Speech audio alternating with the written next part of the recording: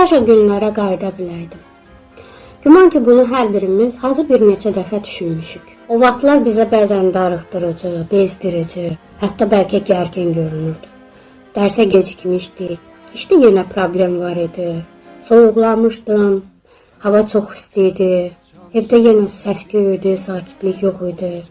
Amma indi, illər sonra həmin o şikayət etdiyimiz günlər üçün darıxırıq. Çünki xoşbəxt olduğumuzu o anlarda yox, çox sonralar anlayırıq. Bəlkə də indi də elə həmin günlərdən birindəyik. Bəlkə də bugün həmin o darıxdığınız, əsəbləşdiyiniz, amma gələcəkdə kaş qayıda biləydim deyəcəyiniz bir gündür. O demək deyil ki, hər şey getdikcə pisə doğru gedir və biz məhz ona görə keçmişi xatırlayırıq. Əslində bunun bir çox səbəbləri var, lakin səbəblərə başqa bir videoda daha ətraflı toxunacaq. Amma ümumilikdə insan beyni əlində olanı adiləşdirməyə, əlində olmayanı isə ideallaşdırmağa meyillidir. Və buna görə də bu günümüzün dadını çıxarmadan, dəyərini anlamadan sadəcə ötüb keçirik. Bəlkə elə indi bu anın olduğu kimi fərqinə varmağa başlayaq.